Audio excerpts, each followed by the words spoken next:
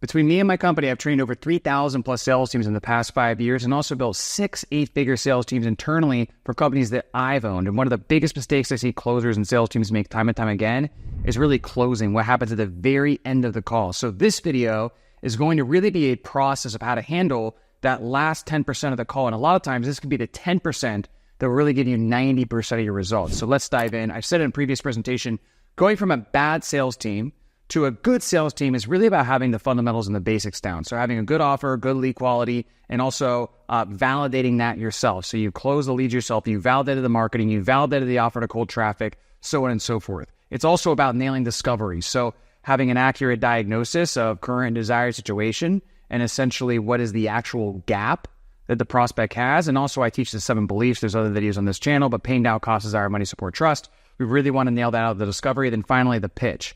Okay, we want to make sure that the prospect has full clarity and certainty that this is the right thing, now is the right time. And the way we want to explain the pitch is really it needs to be the simultaneous explanation why everything they tried in the past has failed and why this is going to be different. So if you think about somebody like Russell Brunson when he pitches ClickFunnels, way back in, let's say, 2014 to 17 era when it was first coming out and he's really hitting traction, the standard back then wasn't funnels. The standard in the status quo was getting traffic to, let's say, your website. And he made a good pitch about how a website is really just a glorified business card, and the best and most effective way to be able to generate new sales online is through sales funnels. And so that was a great example of if you watch some of his sales pitches, it's really the simultaneous explanation of why the status quo websites don't work and the problems with that and getting traffic to that and why it doesn't convert as well and why funnels are going to be different. And the only way to do that is through ClickFunnels. So with whatever you're pitching, you always want to make sure it's really the simultaneous explanation of why everything they tried in the past has failed. This is going to be different. If it's the ketogenic diet, you haven't lost weight in the past because you're eating carbohydrates that really raises insulin resistance, that keeps you out of a fat burning zone.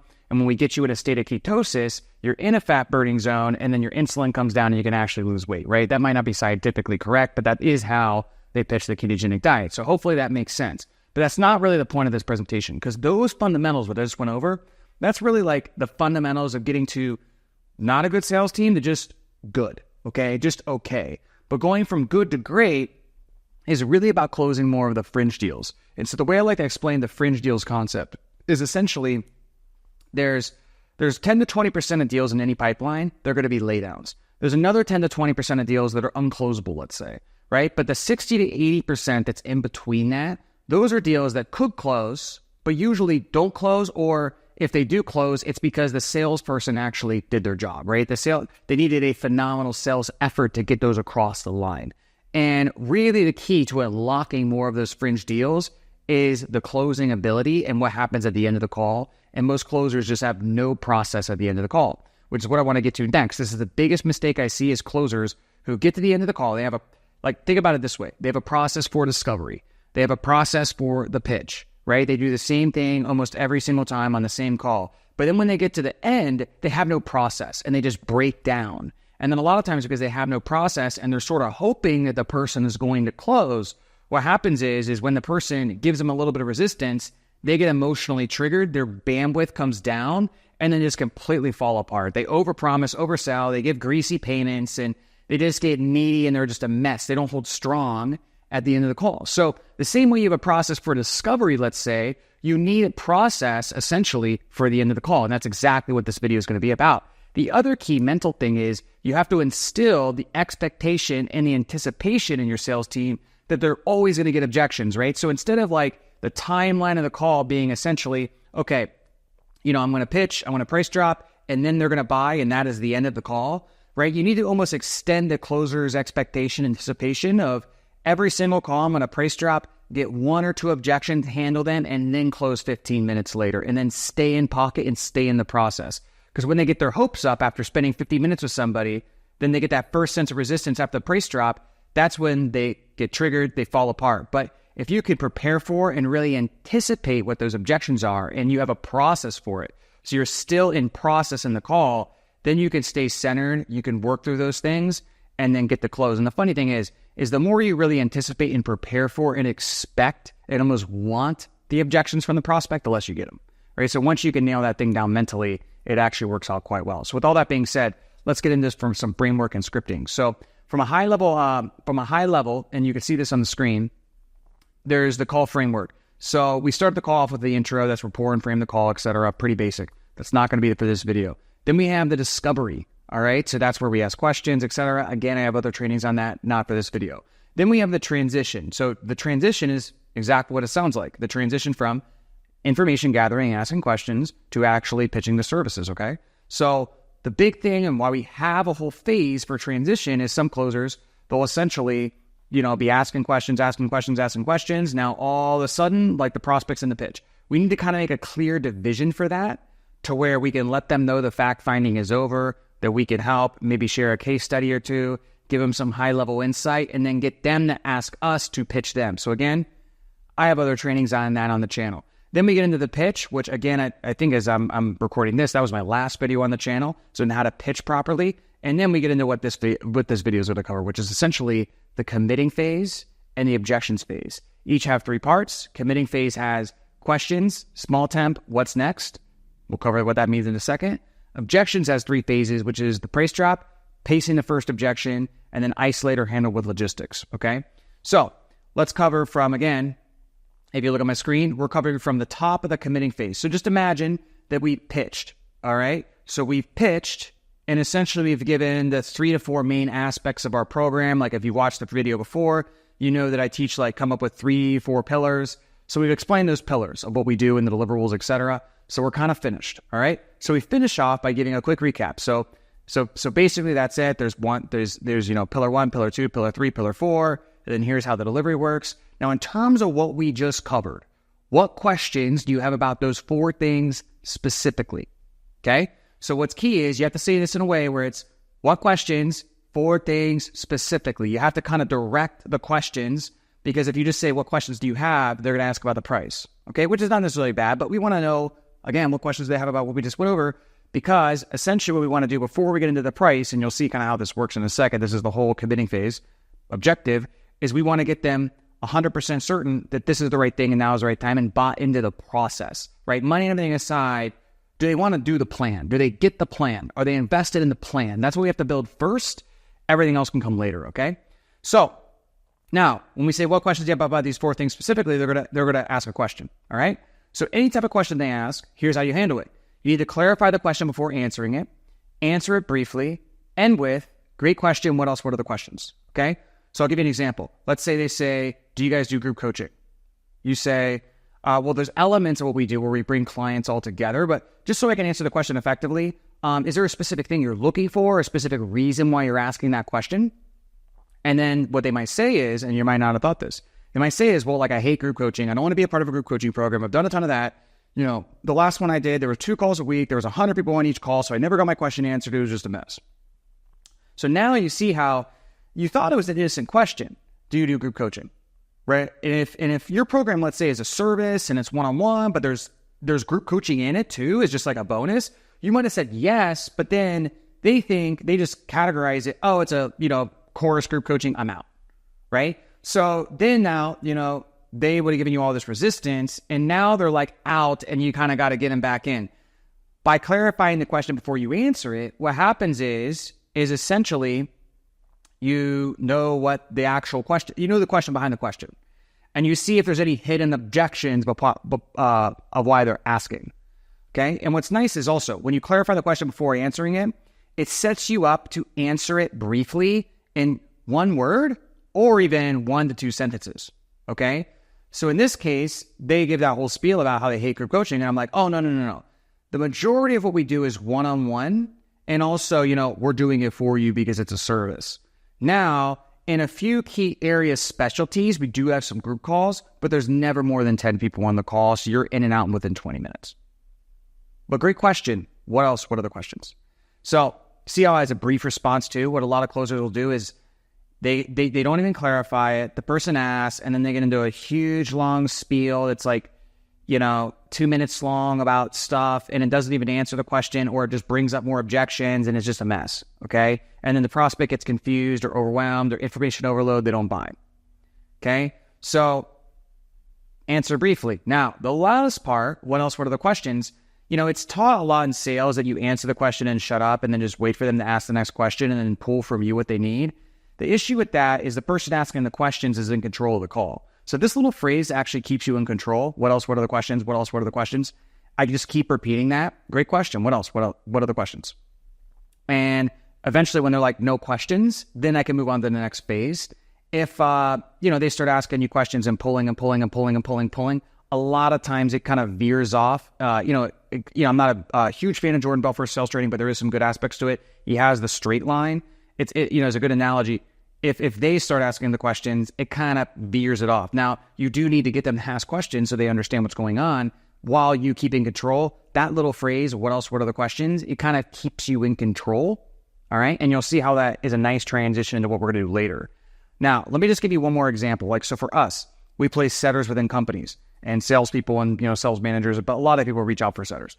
So a common question we might get, and this is more logistical, all right, is they might say, so how does the setter thing work? Do they work for you? Do they work for us? Is it 1099? Is it W-2? And how do you pay them? Is it commission only? Whatever.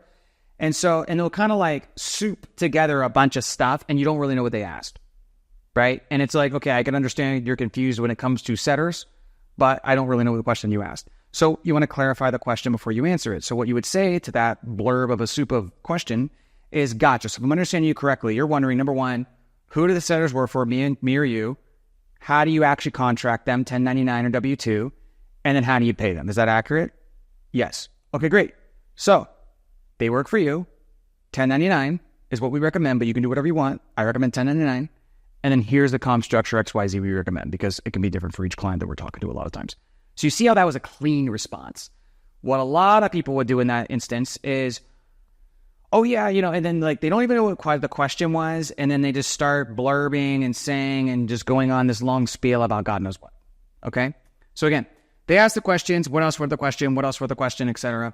Eventually they're like, hey, I have no other questions. Then you say, perfect. Well, based on what we covered, do you feel like this is what you need to insert the outcome? All right? This is what I call a small temp, because the hard temp, the heavy temp check is later. But this just kind of like assures that we're on the same page. Because if you get anything other than a yes here, it's not good. Okay? Like, if you get anything other than a definitive yes, like we haven't even talked about the price yet. So like if they're not saying yes right now, they're not going to say yes later. So this just gives you an opportunity to kind of like, get the green light to move forward. All right? So now we're getting into some better stuff. Now transition to the price. After they say they have no questions, and then I do the small temp, and they're like, no, I feel like it's 100% what I'm looking for. Then I kind of just summarize with this sentence. I say, cool, so you have no questions. You feel like it's what you need. So what's next? Where do you want to go from here? And they're going to be like, well, either it'll be like, you tell me, or, okay, well, how do I get started, or what's the price? And then you just kind of go right into the price, right? So, oh yeah, so the investment for just blank is just blank, right? The investment for these deliverables is just this price point. And then, I sit there with some silence. I'm not this, what you don't want to do in this case is like what's taught a lot of times out there is like, don't speak until they speak. And okay, great. Like, I do agree that you need to pause. But if it gets to like 5, 6, 7, 8 seconds, I just toss them what are your thoughts? Or how do you feel? Right? So then I know I'm kind of letting them know it's your turn to speak. What you don't want to do, obviously, and where the silence kind of thing comes from, is you don't want to give the price and then kind of just like start talking a whole fuck ton. You don't want to do that, right? You need to let them know, like, that's it, And so that kind of is a clear section to the next phase. So, objections, right? So before we get into the actual scripting, all right, I need to categorize different objections you're going to get. So there's 3 groups of objections. There's uncertainty-based objections, support-based objections, and financial. So let's actually cover financial first and work backwards, because uncertainty is the hardest to understand, but the others are easy. So financial is not like, oh, I just think it's too much money, or I just think it's out of my price range. Financial is like, I 100% want to do this. I just don't know how I'm going to make this work financially. Or I have to move money around, but I 100% want to do this. I need some payments to come in. I need some invoices to clear, but I do want to do this. So with financial, it's a logistic, okay? It means they really want to do it. They are certain that this is the right thing, now's the right time, but it's literally just like a logistic we have to navigate. Same thing with support. Support is, I 100% want to do it, but I need to check with somebody else, whether that's board, spouse, partner, team, etc. It could be above, below, side to side, right? Could be any of those. But for whatever reason, they got to check with somebody else. But this person on the call, even if it's a 50-50 partner situation, this person on the call wants to do it, okay? Anything that is not those two things is uncertainty, right? Uncertainty is anything that's keeping them from being less than 100% certain that this is the right thing, now's the right time. See, there's a billion different ways to categorize different objections. Like some people do it in 5 ways, 7 ways. Some people will do it like there's solution-based objections, then there's timing-based objections, then there's identity-based objections. And a lot of that stuff, like I get it and it's cool. And like, I'm not saying what they're saying is wrong, but I just find for most people who are trying to learn sales or even get to a really high level, to get to a high level, like this is the easiest thing to grasp and the best way to simplify it. So I box uncertainty in with everything, right? Uncertainty could be like, I don't know if the value's there. I need to think about it. This is a next quarter thing. I don't know if now's the right time. I need to do some research. I need to talk to some clients. I need to do due diligence, anything like that. And it could also be the financial or support smoke screens. Like, I don't know, I need to talk to my partner. So like, it could be in a way a partner one until you isolate that and see if they're sold, right? So the key is, and this is what was really, really important about this and why I created this framework, is on calls, especially after price drop, your number one objection is first to see if this person is sold. And when I say sold, I don't mean they're paying you, right? I mean sold on the idea. Do they think this is the right thing? Now is the right time. Irrespective of whatever the other logistics are out there, do they want to 100% effing do this, right? And so, or if not, what is keeping you from being less than 100% certain that this is what you want to do? And that's how we isolate it out, okay? So if you think about it as like a reverse pyramid, the top is we have to knock down the uncertainty thing first. We have to get that down. Once they're sold and this person's on our side, they want to do it, then it's just about us together on the same side of the table, navigating logistics to get them to do it. This is just much easier, I find, when you're teaching closers to categorize the objections. Because sure, there's a billion different ways to categorize it. And certainly how you might handle, I want to think about it, might be a little bit different than I want to do some research. You can create some advanced things for that. That's great, okay? Or what if it doesn't work for me? But I think if you just have this kind of meta framework down, you're never going to be lost. And you'll see as we get into the scripting, it's always, number one, making sure they're 100% certain. Number two, then navigating logistics, okay? So what I see as a mistake is somebody will say, oh, okay, this sounds good. I just need to talk to my spouse. And then the closer starts navigating all of the spousal stuff without first seeing like, but is this person sold that I'm talking to? Are they 100% certain that this is the right thing, now's the right time? Okay? So, in other words, to wrap it up, we have to first address, do you 100% believe this is going to work and is this 100% what you want to do? All right? So we'll see how this kind of like plays out in a second, all right? So, here's how the scripting would happen. The investment is just blank for blank, right? So, the investment for these deliverables is just 10K, whatever you're going to say. 2 things will happen now, all right? Now, the event just asks some questions. Right? In that case, same framework as before, clarify, answer, what are the questions? Now, eventually, they will give you an objection, or if they're kind of like not giving you an objection, then you still just hard temp. All right? I'll just give you some scripting so it makes sense. Prospect says, well, this sounds great. Can you send this over to me so I can think about it and get back to you next week? You would say, no problem. Before we get to any of that, how do you feel? Like you mentioned you want to scale your business to 100 grand a month. Do you feel like this is 100% what you need to be able to get there? Okay? You need to ask this in a way that's assertive and commands honesty. What you don't want is, you feel like this is kind of what you're looking for. Do you feel pretty good about this? Like you can't do that. You have to, like I purposely use that language 100%. Do you feel like this is 100% what you need to be able to get there? Okay? Like that's an answer that they can't kind of weasel their way out of. They got to like give you a direct and honest answer because it's so definitive. Right? And what we're looking for, again, is a definitive answer. So we're direct, so we get one. That's what we want. You don't want to be passive. I tell my closers, you want to command honesty, right? A lot about what I'm doing here is I'm not being this overbearing, like, mean guy on the calls or anything. I'm just showing up in a way, in a frame that commands honesty. So if you get any wishy-washiness, what you want to do is double down. You want to say, got it, but what I'm really trying to understand is, like, do you want to do this? Like, do you feel like this is 100% going to work and this is what you want to do? It's like they can't they got to give you kind of like a real answer there. They can't kind of, yeah, let me think about it. It's like, I understand you want to think about it, but I'm asking you, like, how do you feel? Like, what does your gut say right now? You see, like, that's the kind of thing I'd be going for there. All right. And I'm not pressuring them to do anything. I'm not pressuring them to close right now. I'm just trying to get them to be honest with me about, like, how do they feel? Do they feel like this is 100% what they want to do? Easy. So 2 things that are going to happen here. 2 things will happen if this is done properly. They tell you a concern, or they're going to be like, no, I 100% want to do it. I just got a blank. All right, great. So if they tell you a concern or an objection, really, you isolate it, address it, retie down, okay? It's like looping because it's like a loop, right? So it's like now we have the objection. We got to kind of isolate it, address it, retie down, then we can keep going, all right? Now, if they're 100% want to do it, then we just navigate the logistic, or, if there's no logistic, we just assume the close, all right? So I'm going to give you a bunch of examples so you can see how this happens, okay? Example number 1. Well, this sounds great. I need to think about it, so can you send this all over to me in an email? Salesperson says, no problem. So just so I can be clear, like, how do you feel in terms of getting your business to $100,000 a month? Do you feel like this is 100% what you need to be able to get there and this is 100% going to work? Prospect says, no, I do. I really like this. I just don't make decisions on the first call. That's kind of how I am, but I really like this.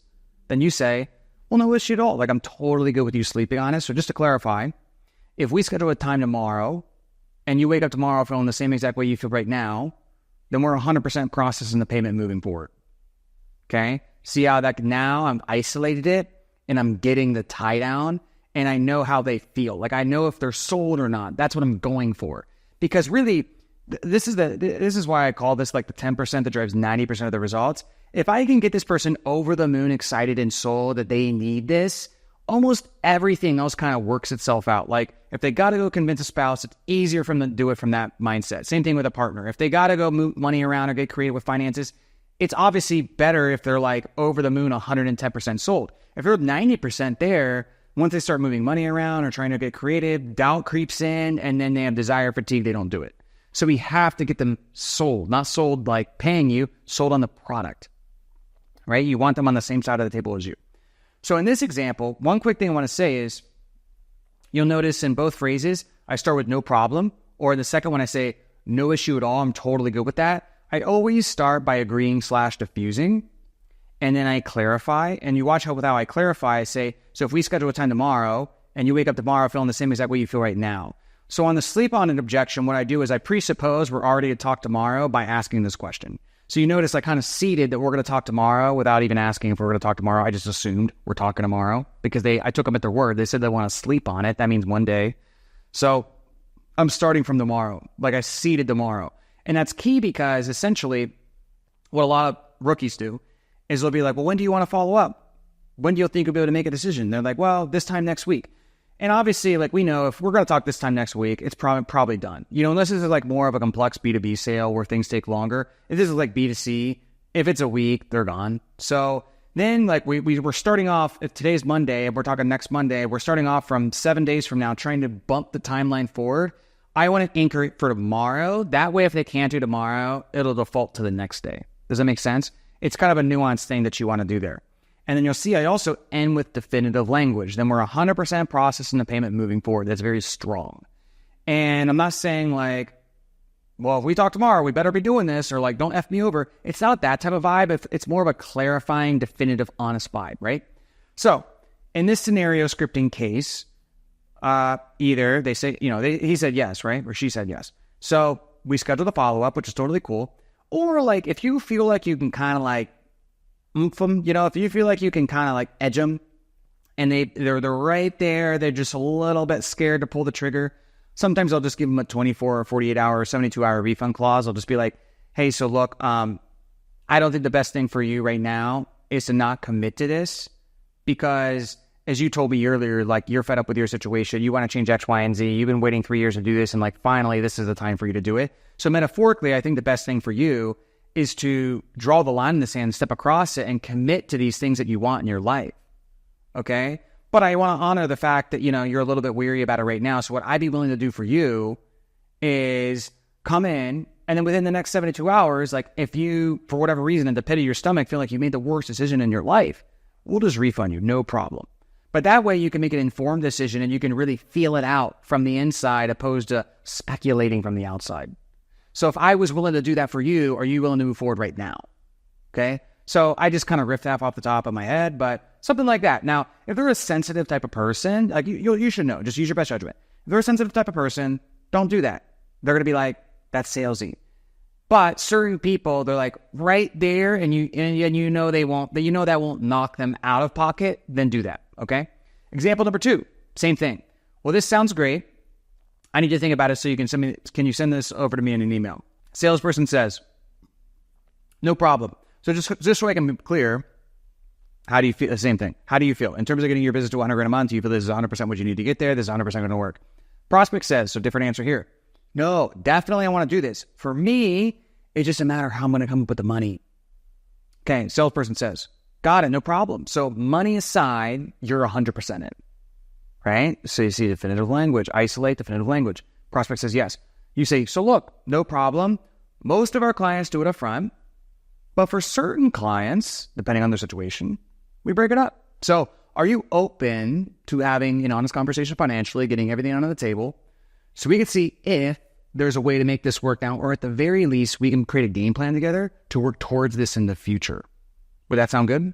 They're like, sure. Okay, great. So then we call this the open wallet technique. Got it. So what's the net incoming cash in the next 30 days? They say whatever, like, after expenses, I'm going to have $2,000 left over. Okay, great. And what's your cash on hand right now? They're going to sell, they might tell you what their cash on hand is, or they're going to be like $500. And then you say, no. I'm not asking what you could spend like right this second.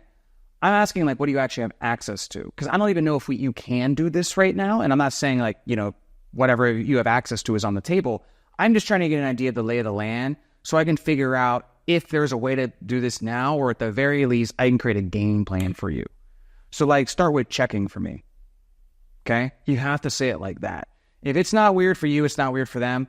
Believe me, again, a lot of people get really wary about this. They're like, oh my God, I'm asking how much money does the person have? Well, dude, it's like they told you already by this time of the call, they told you like 4 times they really want to do this. And it's just money. Like, I really want to do it. It's just money. And then you ask like 3 times to clarify.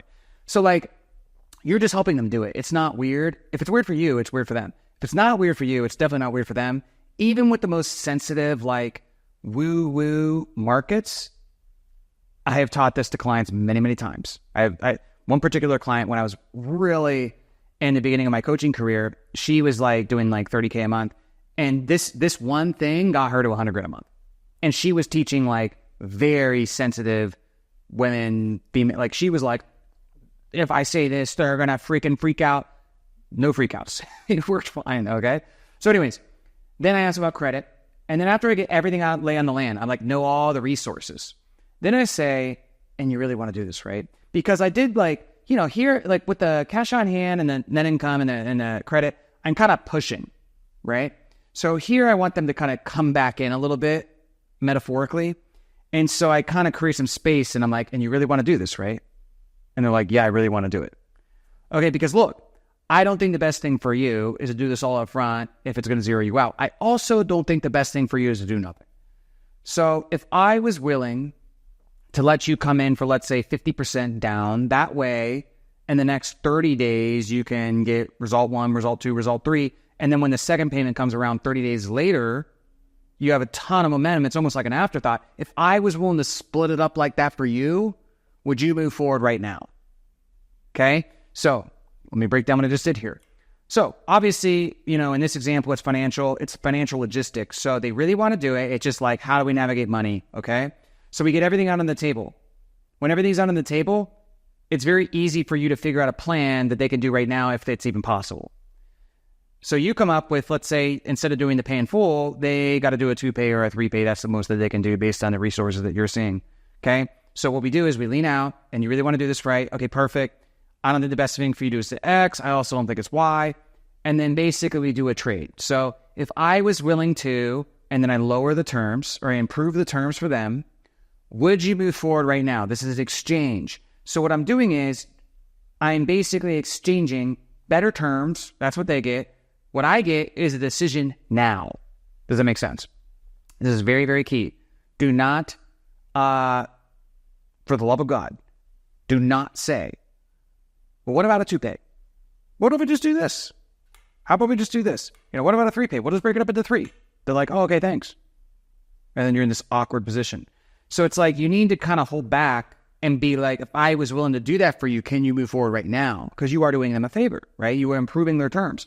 If you don't ask for anything in return, it has no cost to it. Things that have no cost have no value. Okay? So it's very key. It needs to be an exchange, right? Sometimes if I loop again, like let's say I try this 2-pay in this example, and then I got to go back down to a 3, I'm going to ask for the decision now and a case study. So I asked for more, so it has more cost. Okay? Example 3. This sounds great. Can you send this over? I need to sit with my partner and then get back to you. Okay, no problem. So just so I can be clear, how do you feel though? Like for you personally, we don't know what your partner feels, but for you, since you were on this call, do you feel like this is 100% what you need to get your business to where you wanted to go? They're like, oh yeah, absolutely. I think it's great. Okay, so just to clarify, if it was solely your decision, we'd be processing the payment and you'd be 100% moving forward right now. They say, yeah, absolutely, we really want to do it. Now, a lot of times in examples like this, if you do this framework, again, with a definitive language, definitive tone, commanding honesty, you're actually going to get an objection, and then you can handle it, then circle back here, and then try to get to the partner stuff next. But for the sake of simplicity, we're just going to say, this person says they really want to do it, okay? So now we have what we call 2v1. I got me, partner's on my side, we got to convince some guy who has no idea what's going on, he wasn't even on the call, right? Salesperson, perfect. Well, I'll make sure to send everything over. Now, is this something where you sort of like made the decision and you're just letting them know? Or are you going to have to get him or her bought in on this? So is this something where like you made the decision, you just going to like tell them, hey, we're doing this? Or like you guys got to collaborate on it? Now, in this example, I say, oh no, he's definitely got to get him. I definitely got to get this guy bought in. Right? Then we move on to the rest. Now, just as a word of the wise, anything that's not a definitive like, oh no, dude, like I'm 100% going to do this. I just really got to let them know because it would just be weird to make such a big investment. And they're like, man, you didn't even like tell me, but like we're 100% doing it. Don't even worry. Unless you get something like that, it's always a collaboration, which is a little bit harder to handle, but that's 99% of partner situations or even spouse situations a lot of times. Sometimes spouse, you'll get to let them know, but partner, almost always it's a collaboration, okay? So now, back to the scripting. As soon as I know that it's not a let them know, and even if it is, I'll probably still ask this stuff, but as soon as I ask that, I'll say, got it, so what do you think they're going to think? What do you think they're going to say about the price? Would there be any reason, if anything, they wouldn't want you to do this, or they wouldn't want to do this, okay? But really what you want to do is you want to identify here, again, is it a let them know situation or a collaboration situation? Is there any landmines with the partner? And do you trust this person to sell their partner or their spouse or what have you? Or do you need to encourage them to bring the partner to the second call? And it's very just kind of, like if I know that it depends on like in my discovery, I'm going to kind of feel out if I know it's a partner situation, or even if I'm selling an executive and the CEO's not on the call, I'm going to get a feeling of how much the other person trusts this person to make decisions. And that's going to inform me how much I need to bring this other person in. So, that's basically how it's going to work, right? And so it's kind of a something you have to gauge. Sometimes I'm going to try to push for that other person to come. Other times I think I can trust this person to do it. Other times it's like I could trust this person to do it, but I need to give them a little coaching of how to approach this conversation. So I have tons of detailed training on this elsewhere in the channel. You can check it out. So example number 4, and I believe this is our last example. Well, this sounds all great. I need to think about it. Can you send this over to me in an email? They say, no problem. They say, no problem, just so I can be clear.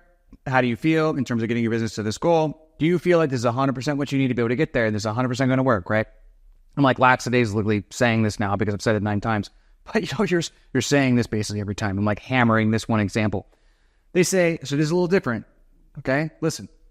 They say in this case, well, I do like everything you said on paper, but you never know until you actually do it. I mean, I tried a different recruiter in the past and it didn't work. Oh, salesperson, totally get it. Yeah, that's frustrating. So just so I can be clear, is there anything about what I outlined specifically that's keeping you from being less than 100% certain that this is going to work? Or is this purely a hesitation based on the fact that you tried something similar in the past and it didn't work and you had a bad experience and it's that giving you pause? Okay? You see how I really Most people wouldn't even do this, but it's the same framework. You see how I really isolated this? And they say, yes, exactly. That last image is such a horrible experience. Now I have it successfully isolated. Okay?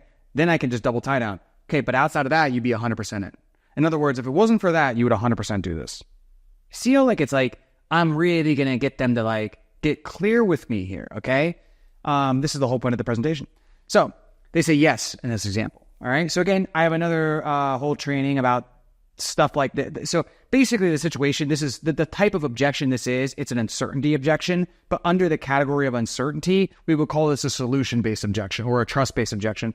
The way I define that is they tried something past and it's similar and it didn't work, and because of that, they're having hesitations about this, right? So I have a whole training about how to handle this, I think, also on the YouTube channel. But I'm going to give you the short and dirty version, all right? So what I like to do is create an apples to oranges comparison, all right? So there's two ways to go about this. If the person that they worked with was like the biggest person in your space and you're kind of like a beginner, what you want to do is really make an angle of why they're so big, they're going to forget about you, they scale too quickly, we're the new guys, we're going to give you so much support, we're going to be talking, I'm going to give you my personal number, I'm going to be talking with you every day. So like that category. Now with us, like we're kind of the top person in our space. So we sort of do it the reverse way, where it's like, hey, this is some new person on the block. They haven't been in the business for 6 months. We've been around doing this for 6 years. We're the biggest people in the space, right? So I always want to make that contrast to where the comparison just doesn't even make any sense. All right. So you'll see how so first I start with discovery. And you'll notice anytime I isolate an objection successfully, we go into discovery almost again. All right. And so I'll go into discovery. I'll say, great. So how many clients does this recruiter have? What was the revenue? Did they have a sales team, or did you just talk to that founder? Had they actually worked with any top names? How long have they been around? So I ask those questions, right? So then I'll summarize and say, and you'll see how I kind of tee this up through the questions that I ask. I'll summarize and I'll say, okay, got it. So you're comparing somebody who has 3 employees and probably 5 clients, no sales team, and very little credibility, and very little case studies, to someone who's a category king in the space, has been doing it for 6 years, with all the top brands in the industry, has over 3,000 plus clients, and all these reviews on Trustpilot, and most importantly, has actually a sales team doing multiple 8 figures, which is exactly what you want, right? So how does that comparison make any sense? So it's like, I know you had a bad experience before, but like that experience, just being honest with you, is not relevant to this. Like this is a different thing. And in fact, like maybe that was the experience that you needed to finally become ready for this. But the thing about that is, look, you learn the right lesson. Learn the lesson of, okay, here's what I didn't like about this, and here's what I'm looking for in the future with somebody different. Don't learn the lesson of just, oh, well, this type of service is just never going to work. Because me and you both know that's not the right lesson. Right? So does that make sense? Right? So then you kind of see what they say, go back to closing, the whole deal. So that's pretty much it for this training, guys. As a recap, not a be-all, end-all objection training. I have some other stuff on this channel, but this is all about the close, and it's all about really getting to that question and getting them sold. Do they 100% want to do this? Are they sold? And having that tonality that commands honesty. Thank you, guys. See you in the next video.